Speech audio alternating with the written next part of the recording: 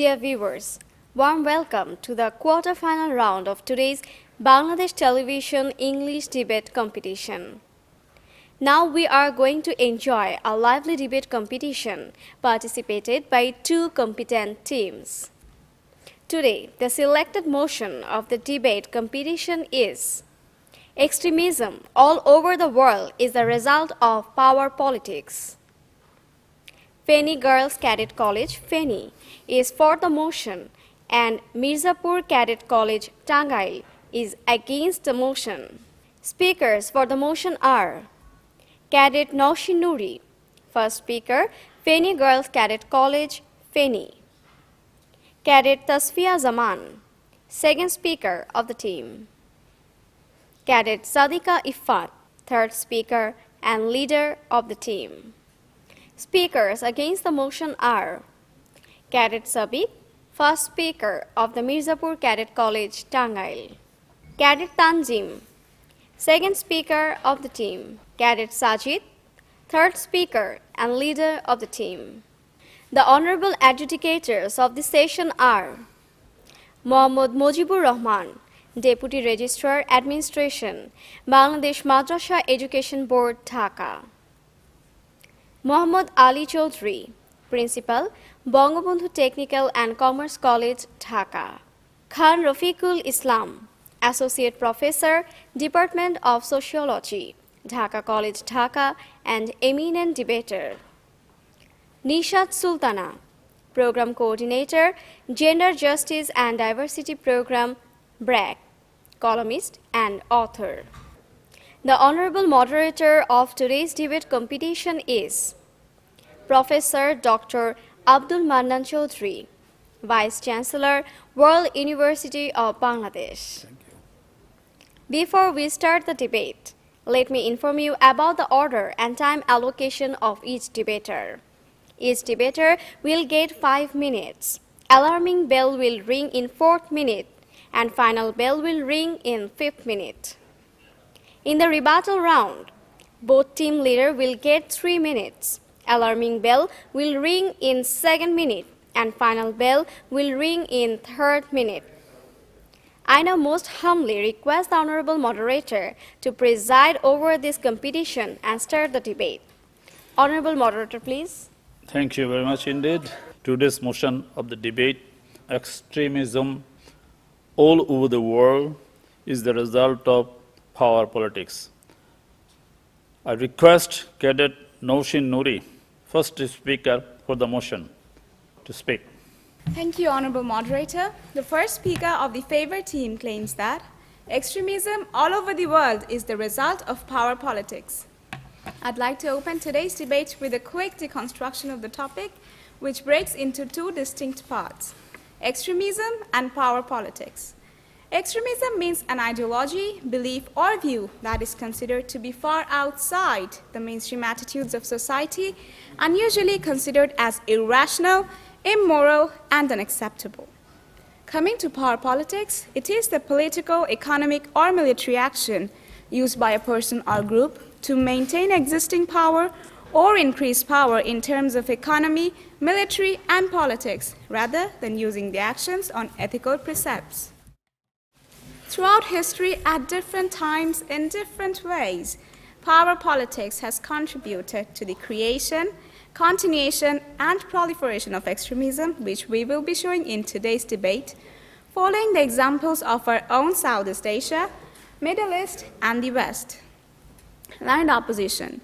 Myanmar, the transportation hub of South Asia, can also be termed as the extremism hub, with a larger block of Buddhists and a smaller block of Muslims. Both extremists, and the reason of both the extremisms lie in power politics. The government of Myanmar had a vested interest in cleaning land to facilitate development projects, and it was done too by the revocation of the Burmese citizenship of the Rohingyas, stripping the Rohingyas of their ability to protect their homes, property, education, formal employment. Here, political action, that is, revocation of the Burmese citizenship, was used for the economic gains of the country, violating legitimate and ethical precepts, and thus got labeled as power politics. This brutal power politics conducted by the government was responded by the Arakan Rohingya Salvation Army, ARSA, in the form of terrorist attacks in different parts of Rakhine. Learned opposition.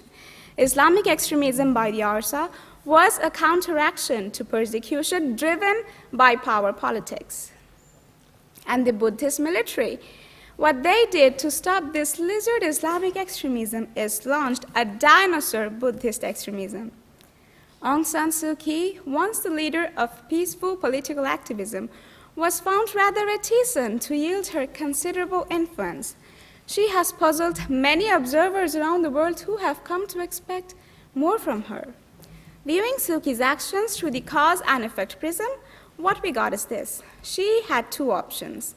One, condemn the military who still control key government institutions like the Department of Defense, 25% of the parliament, and thus crush her own throne with her own hands.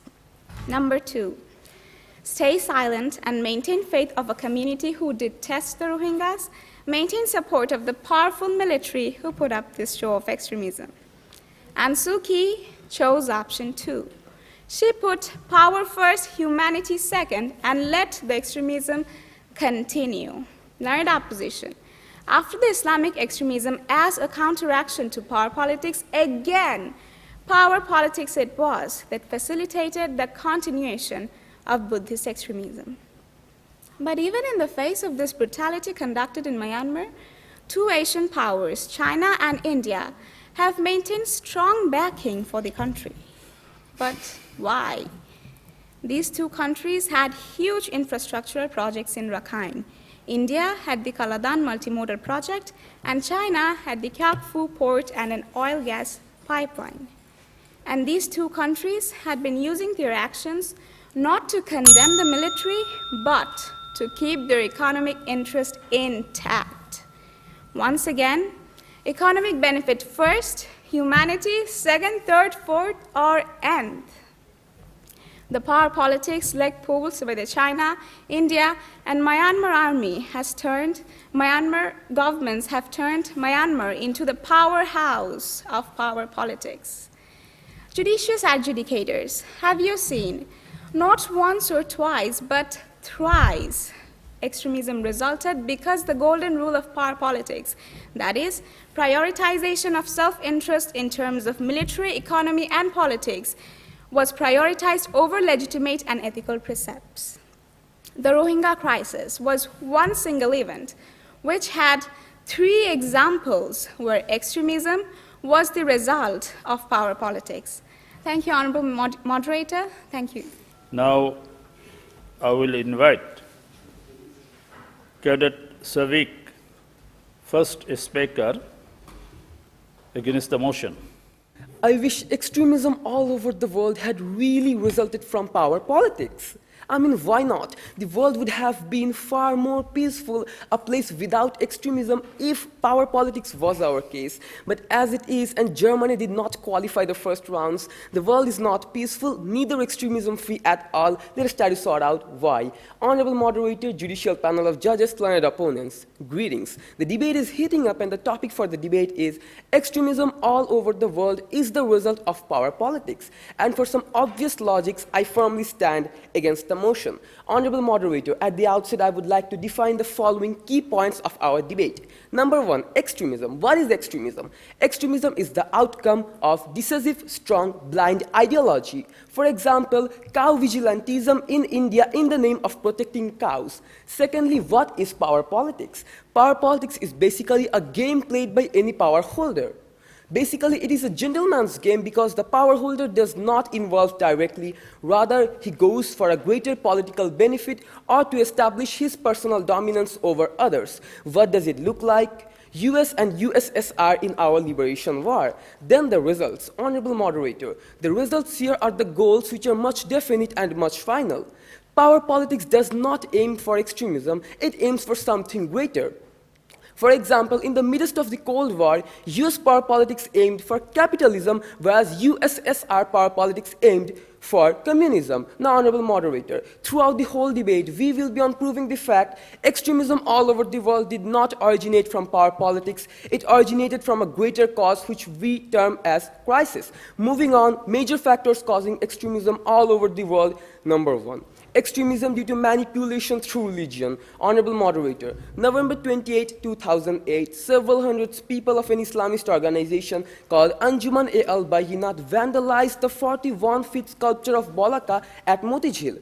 They further encouraged people to destroy all such sculptures from the area.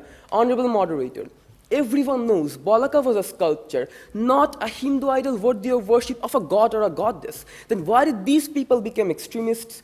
Lack of proper background knowledge, having one-sided background knowledge causing intellectual shallowness was the factor that made them prone to manipulation through religion easily. Learned opponents, where is power politics here? Question firmly remains. Number two, extremism due to misunderstanding. Honorable Moderator, often a misunderstanding of any matter can provoke a violent extremism in any person. We can consider a recent example. Famous science fiction writer Zafar Iqbal gets stabbed by a youth in such stage. What's the reason? His published book with the title itself, Bhuter Bacha Sulaiman, made the youth think the book was undermining or making fun in the name of a prophet, which is very sacred to the youth. The fact is, the book is not anything related to it. Then why did the youth become an extremist? Misunderstanding fueled a mental crisis. Misunderstanding fueled an emotional crisis, which led the youth towards an extremist behavior. Neither was power here nor politics. Number three, extremism due to racism. Honorable Moderator, people become extremists when they're treated bad only for racial boundaries. While equivalent in the USA, racism extends everywhere. Now the fact is, those whom evil is done do evil in return. A statistics presented by the FBI says in the past 30 years, black Americans have committed at least 170 million interracial crimes against white Americans. What does it prove? A sense of continuing injustice due to racial boundaries, discriminant attitudes against the blacks, provoked in them an outrageous emotion against the whites, provoking them to be violent extremists, full of wrath, empty of conscience. Number four, extremism due to poverty. Honorable Moderator, poverty creates a sense of frustration, anxiety, depression, helplessness in people, making them vulnerable to extremism only for their daily bread. While equivalent in Africa, we can say a UN report goes, 57% of the African extremists said frustration about their economic condition played a major factor in making them join extremist groups. So we can see, obviously, poverty is playing the main role. Number five, extremism due to unstable governance. Honorable Moderator, when the lead is unstable, the situation is fragile, the people are deprived, the people become prone to extremism being influenced by the outer extremist groups. Take a look at Pakistan. Since 1947 till today, no democratic government could complete their regime in Pakistan except one Superman government. See Nawaz Sharif for an example. What is the result? Learned opponents, Pakistan is believed to be working as the shelter house for different extremist groups around the world, like Al-Qaeda, Lashkar-e-Taiba, and so on. Honorable Moderator, it is easier to play a constricted mind. And in the premises of time, where there is people, there is chaos. Chaos generates crisis, and with this, I would like to conclude. Thank you all. This is the turn for Tasbih Jaman as second speaker for the motion. I'm requesting you to come and make your presentation. Thank you, Moderator, for giving me the floor. As my last speaker explained the power politics behind the extremism of the Rohingya crisis that currently plagues South Asia, I'd like to move over to the Middle Eastern region, where Islamic extremism, the most prominent extremism today, is centralized. The second speaker for the motion would like to make the irrefutable claim that this is also the result of the long-stretching chain of power politics. When the Afghan-Russian war broke out in 1979, being a third party, the US used its military, money, and political actions to create, train, and fund a brutal jihadist army, the Mujahideen, introducing the jihadi ideology for the first time in Pakistan. Whether or not the US intervened like a hero to mitigate the war and establish peace became crystal clear after the bloodshed and chaos caused by the Mujahideen. My learned opponents, the motive will be visible only if you try to understand that the US intervened because of the Cold War. It just wanted to undermine Russia and thus gain more global influence, power, and fulfill other hegemonic objectives. The CIA also trained and funded the Al-Qaeda for the same motive. Not only this, the Mujahideen were left irresponsibly by the US after the war, and so afterwards they exploded like a ticking time bomb into today's Taliban. My learned opponents, remove Cold War power politics from the past scenes. Remove America's my enemy's enemy is my friend policy. Will you be able to find any trace of the Taliban or the Al-Qaeda as it is today without the US intervention? If you succeed, please let us know. Remove this invading turned out to be a habit for the US because they invaded Iraq too later in 2003, toppling the Sunni dictatorship of Saddam Hussein with the Shia government. It had left nearly 500,000 Iraqi Sunni troops, not just unemployed and angry at the Americans, but also well-trained and heavily armed. The invasion backfired, as later these Sunnis became the prime recruits of Al-Qaeda in Iraq, which incidentally also happens to be the former name of the extremist group that shakes our very world even today, ISIS. America's invasion wasn't ethically justifiable in any way. It wasn't for saving the Shia majority from a brutal Sunni dictator, but it was for introducing democracy and thus including Iraq into the free world, which the US is a leader of, making it a satellite state of the US and thus taking control of its rich oil reserves. My learned opponents, if this is not power politics, then what is? And if this power politics didn't trigger the creation of ISIS, then what did? I hope you answer with authentic historical records. If we go back, you can understand that there was the Taliban, which is a creation of power politics. There is the Al-Qaeda, which is the foster child of power politics. And then there is the ISIS, which is a counteraction to power politics. And all three derive their radical roots from one 18th century radical doctrine, Wahhabism, which itself happens to be the result of power politics, a strategic weapon to gain power. The brutal takfiri law of this doctrine justifies using force and even killing anyone for establishing this Wahhabism by force. The power-hungry House of Saud used this Wahhabi extremism based on this very law for breaking the Ottoman Empire and establishing their very own state of Saudi Arabia. In 1744, Muhammad ibn Saud and Muhammad ibn Abdul Wahhab swore a traditional oath for establishing their own state, which they would lead. And for doing so, they resorted to the Wahhabi extremism. And thus, once again, we see in history, power politics gave a rise to extremism. The extremism by the Wahhabi doctrine wouldn't have occurred even if it weren't for the power politics. And this is still happening today. The toxic Wahhabi doctrine is being exported to every single country possible by the Saudi Arabia, for which it spent $86 billion in the last 50 years alone. Source DW.com, Germany. The intention still remains gaining power and spreading power. My learned opponents, I hope you can now see that power politics is not only the reason the most prominent extremism today exists, it is also the reason it still persists. And the reason behind this religious conflicts, this extremism, cannot be mainly religion. Because Christians are funding Muslims and the Shias are funding the Sunnis. In the bigger picture, the US supports extremism driven by international power politics, and Saudi Iran do it being driven by regional power politics. Even if things do fall along Shia-Sunni lines, the motive is obviously to undermine the other party and thus gain control over them. In the current times, the US uses its military and money to support the extremist insurgents in Syria, while the Russia does the same to support the extremist Bashar al-Assad government. And thus the Syrian people find themselves dying in a war of the US and Russia, due to the extremism fostered by these two countries in the new manifestation of Cold War power politics.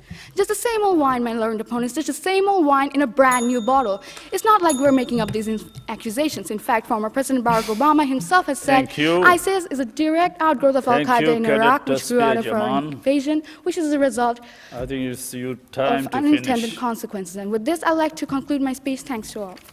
Speaker against the motion, please come and speak. Honorable Moderator, we see our learned opponents striving to prove that extremism all over the world is the result of power politics. Honorable Moderator, our opponents are not simply concerned that resulting extremism, spreading it is far more different than creating an extremist group. One example, no one knows who created ISIS or Lashkar-e-Taiba, but there raises a doubt of their creation when we see the ISIS leaders are being treated in American hospitals, when we see Taliban activists on a secret guided tour to America in 1974. Honorable Moderator, the people who are creating these organizations are simply policymakers, businessmen who benefit themselves from chaos. But understand, To result extremism, you need people who are in crisis. May it be innocent Afghan rebels turned into Taliban activists or frustrated Iraqi soldiers turned into fanatic extremists for the ISIS. Greetings, everyone. The ground is all heating up, and we are looking forward to prove that extremism all over the world is not the result of power politics. Honorable Moderator, the opposition believes there are two factors for which extremism emerges and is prevailing all over the world: push factors and pull factors. Simply, the factors for which extremism can continue in Iraq and Syria, but not in Switzerland, are the push factors. Number one, sense of alienation. Number two, sense of isolation and marginalization. Number three, depression, humiliation, and outrage. And number four, sense of identity and nationality. A student of class 10 was thrown out of school for a heinous crime that he did not commit. For that particular fault addressed by the previous school, no other schools allowed him to apply. The result? He joined ISIS. Why? Because of the depression that rose for being alienated, it became easier for the manipulators to manipulate him. He was manipulated in terms of finding the true meaning of his disastered life. Alienation was a cause. Power politics wasn't. Secondly, extremism originates from the sense of isolation. When you are not provided with your rights, when you are not permitted to move on with the general flow, you feel different. This is isolation and marginalization which helps you to move one step forward to extremism.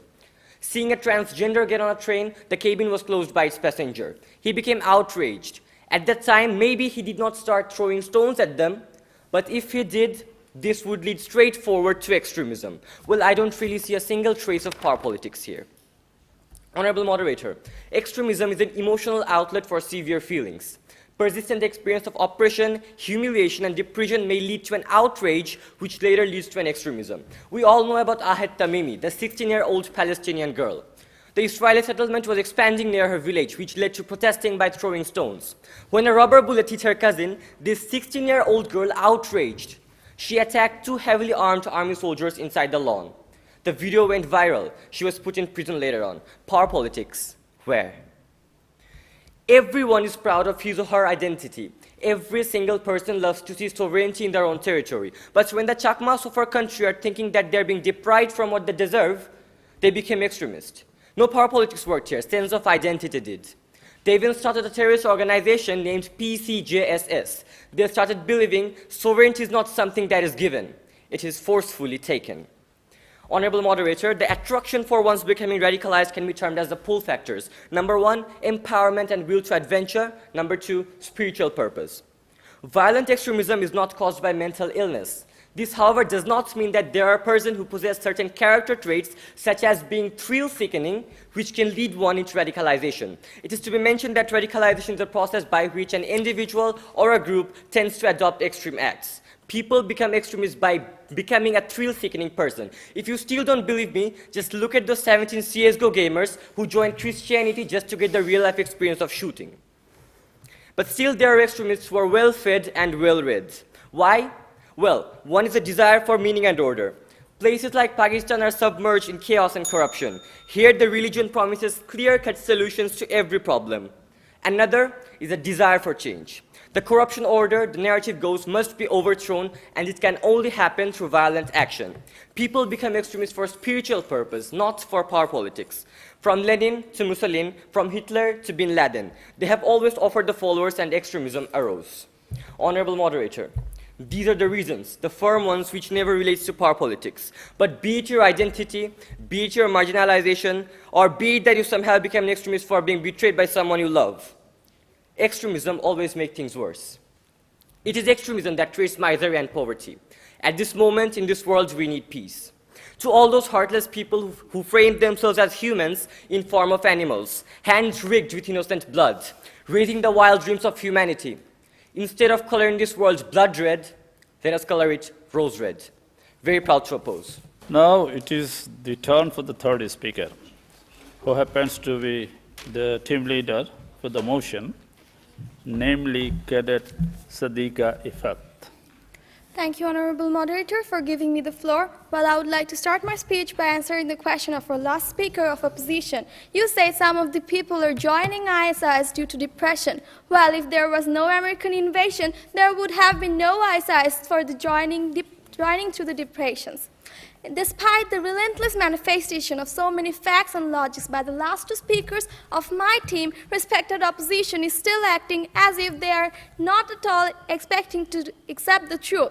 Still another attempt. After mentioning so many individual extremisms, let's now focus on another extremism, which in itself is a combination of several extremisms like ultranationalism, racism fueling xenophobia, anti-Semitism, anti-communism, anti-Romanism, and the list goes on. The name of this Leviathan is neo-Nazism. They are the alt-right and reject the left-wing ideologies. On the other hand, they also accept the mainstream conservatism. Though these movements have been there for a very long time after the World War II, but violence and extremism have gained new heights after the rally in Charlottesville, Virginia.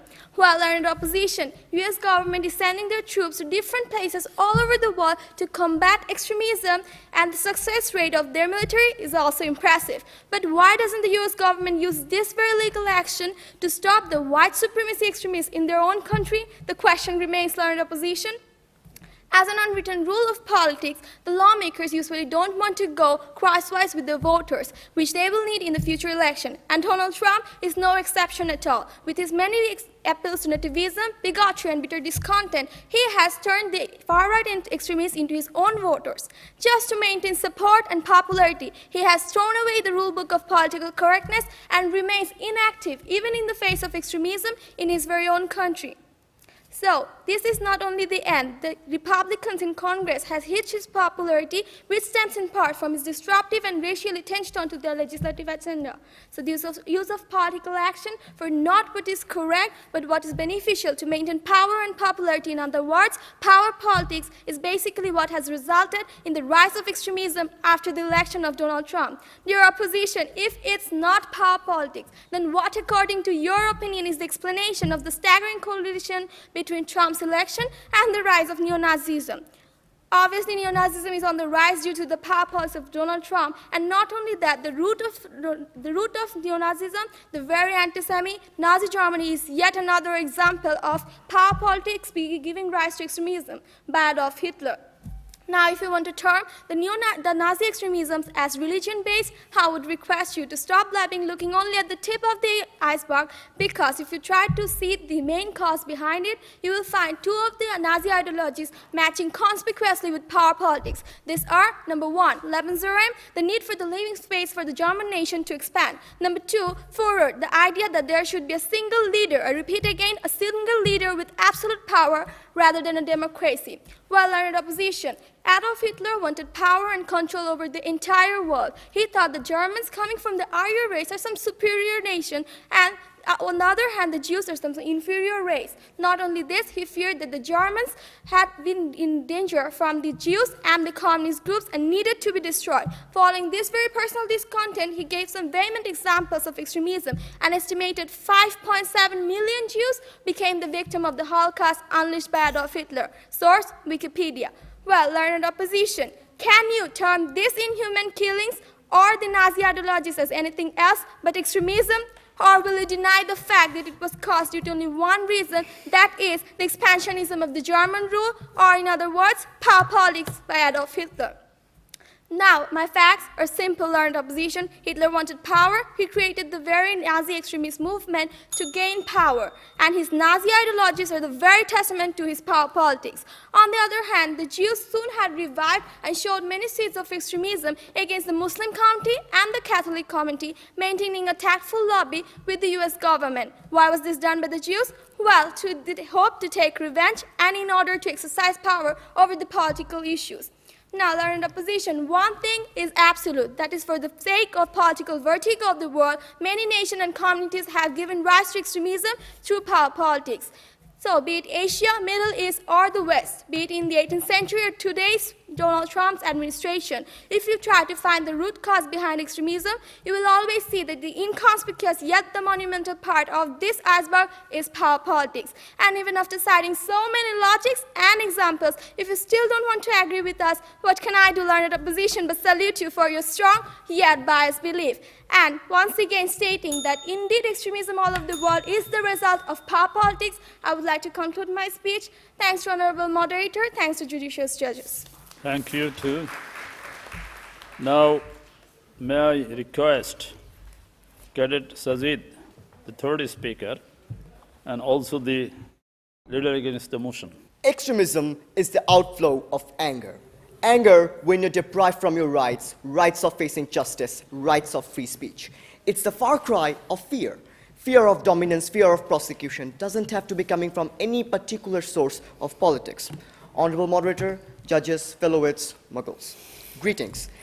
Today's debate, extremism all around the world, is the result of power politics. We choose not to assume that. Maybe because we are pessimistic, maybe because of the wealth of evidence that will show us why.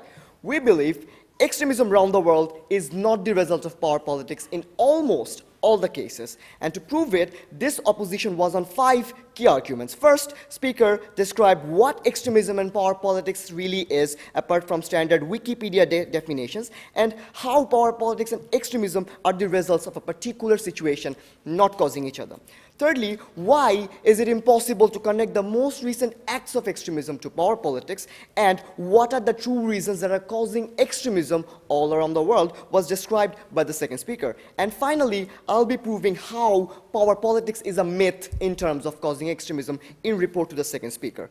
In terms of causing extremism, we need to understand a fact, again, that creating an extremist group is far more different than resulting extremism itself. Let's get started with redefining the terms. What is extremism? Extremism is extreme behavior on the basis of an extreme ideology. What does it look like? It looks like African minorities against African puppet governments, ISIS in Iraq and Syria, Al-Qaeda in Afghanistan, Jamatul Mujahideen generating serial bombings in 2005, and so on.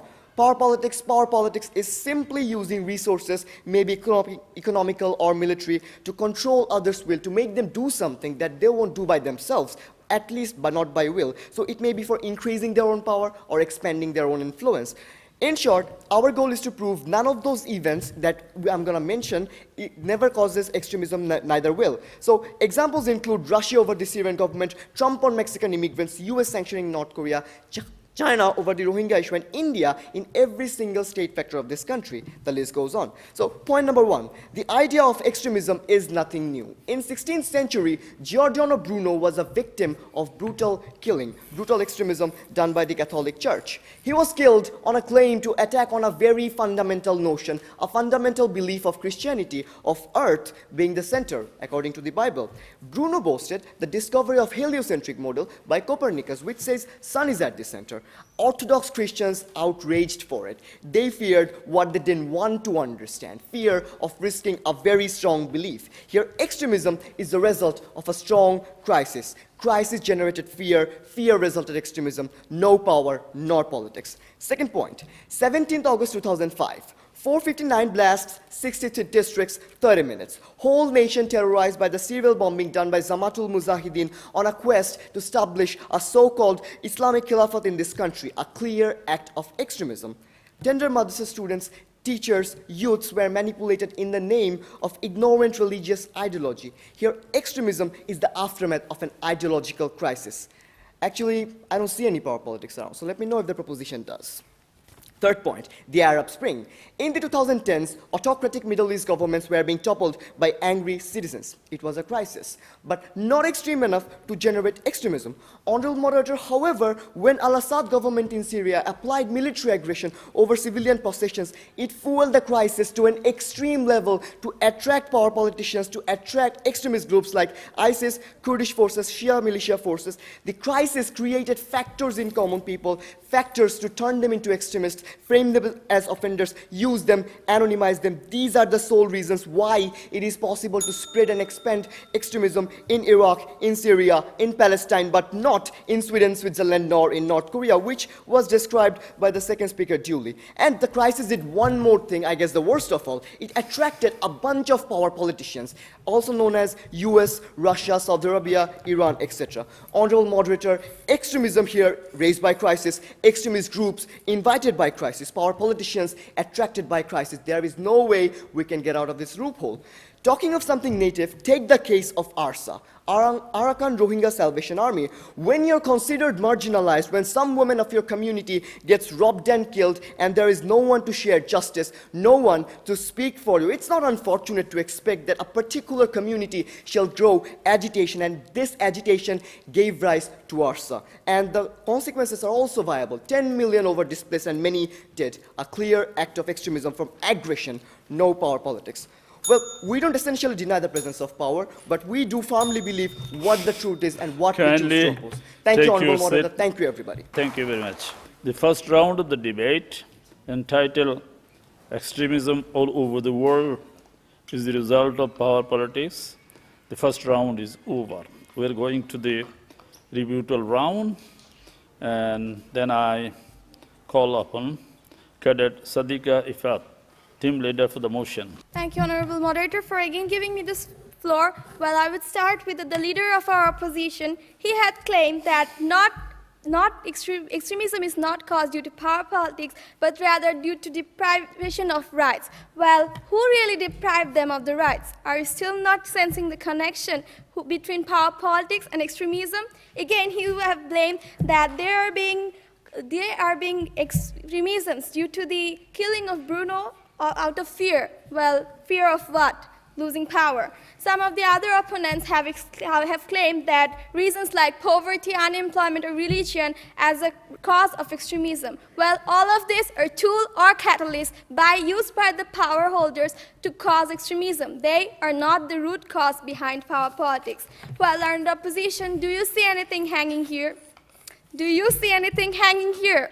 Well, it might be invisible, but some of the questions posed by us and left unanswered by you are still hanging here in the thin air. I would like to say that all three speakers of my team have tried their heart and soul to explain how interrelated power politics and extremism are. Al-Qaeda, funded by the US due to Cold War power politics. Taliban, created by the US due to Cold War power politics. ISIS, a counteraction to power politics. ARSA, a counteraction to power politics. Nazism, a creation due to power politics. Neo-Nazism, flowing uninterruptedly due to power politics. And Wahhabism, propagated with the intention of power politics. Well, today's debate has been made really complex by bringing so many things like poverty, religion, and also some have claimed that ISIS was not created due to the power politics of the leaders. But I would say only if you try to listen, and only if you try to understand, and only if you see the things are simple, that whatever you have claimed here, that the deprivation right or everything, they are not the root cause behind the rise of extremism, but power politics itself in each case is the reason and the root cause behind giving birth of extremism and also the persistence of extremism. Whatever topics you're talking about, they may be the surface cause or maybe there is still existing, but they cannot be the root cause. Rather, the power politics have always been working as a master planner behind all the reasons explained and claimed by you. And so, once again, I would like to state that indeed extremism all over the world is the result of power politics. And I say, wherever you go, whatever you do, if there is power politics, if there is extremism, there will be and will be always power politics behind this. Thank you, Honorable Moderator, and thank you, judicious judges, for giving me the floor. And with this, I would like to conclude my speech. Thanks to you all. Thank you, Sadiqa Ifat of Feni Girls Cadet College. Now, Cadet Shazid, once again you are requested to stand against the motion. Thank you, Honorable Moderator. We are truly amazed. Amazed to see how the proposition got deep into each of our arguments to find a little trace of power politics and turn it into a giant elephant and form a very good logic. Very nice efforts. Thank you so much for taking so much pain. And don't worry, the proposition is always there to reveal the truth. Honorable Moderator, the first speaker cleverly added examples of aggression in the name of power politics. Not fair. There is a fine difference. Extremism is very easy to originate from military and non-military aggression. For example, the Rohingya crisis, for example, the military aggression over Afghani rebels turned them into extremists. Same thing happened in Iraq Iraq, the oppressed Sunnis were turned into extremists just because of the aggression done by the leading parties. Aggression, not power politics. Power politics is rather strategic, a tactical war with motto peace in words, not in works. Consider the United States, for example. Last year, the US started naval exercise patrol near the Pacific at the border of China to influence the North Korean issue. Power politics, no intervention of sovereignty. ISIS had its root from Al-Qaeda in Iraq, we all know it, but it was a Sunni terror group. They had only one motto: topple the dominating Shia government. This extremism has its sole purpose to stand for the dominated Sunni minority after the outcast of Saddam Hussein. Extremism resulted not by US power politics, but from a sense of belonging, from a sense of historical injustice, may it be in form of violence, may it be in form of standing by the Sunnis. It was for earning back their rights of not being dominated. Understand, there's a difference between revolution and extremism. Revolution is a civilian protest because you feel deprived, because you feel discriminated from your rights, and it is completely legitimate to want them back. So we cannot term anti-Rashad movements, Sepoy mutiny as extremism. Same goes for anti-racial movements by Nelson Mandela and almost all the part of quota reform revolt. They're all revolutions. But just because you hold a particular belief very strongly, others don't, cause them civilian damages, kill them, terrorize them, it is extremism, not to mention. Since the dawn of civilization, up to the time immemorial, people have engaged themselves in the game of power. We have two kinds of players: the righteous, the rule breakers. One side, we have Nelson Mandela, Sheikh Mujibur Rahman, Mahatma Gandhi, who just trusted the rules, who followed the democratic way to understand everything. In other side, we have Bin Laden, Velupillai Prabhakaran of Tamil Tigers, Abu Musab al-Zarqawi of ISIS, who believed democracy is a myth. Today, we discussed the rule breakers and the story of their origination, but we need to understand a few things for clear. In the greatest ground for extremism in this world was Cuba, where the Cold War really started. Was there any extremism? There was no extremism. What was the reason? The reason is completely not having aggression. Aggression is the main cause that is creating extremism in Myanmar, not in Cuba. There was no successful aggression in Cuba, no extremism. And that's how we would like to propose. Please. Thank you, Honorable Moderator. Thank you, everybody. Thank you, too. I believe the tense waiting for the result is almost over. I have the result of the debate entitled Extremism All Over the World is the Result of Power Politics, that the participants in the debate, both in favor of the motion and against the motion, have had lots of groundwork and preparations. They have demonstrated their knowledge very well and understanding at the same time. I just want to give you an illustration of the 1971 War of Liberation. Pakistan went extreme on 25th of March with Operation Torchlight. So that is for the purpose of gaining more power in order to thwart us, in order to keep us subjugated. We responded. We responded with the almost equal determination, I say, a sort of extremism, that we shall expel these people from the soil of my motherland. So you see, in one phenomena, two different results or two different determinants are present. So obviously, when you have been debating, one party has in mind that the extremism all over the world is the result of power politics, and the other party has debated that it is rather the question of survival, anger, fear, deprivation, greed, or ideological orientation. The result is winner in today's competition, team against the motion. And obviously this is Mirzapur Cadet College, Shanghai. Thank you very much. Thank you, Feni Girls Cadet College also. The failures are the failures of success, people say. Thank you once again.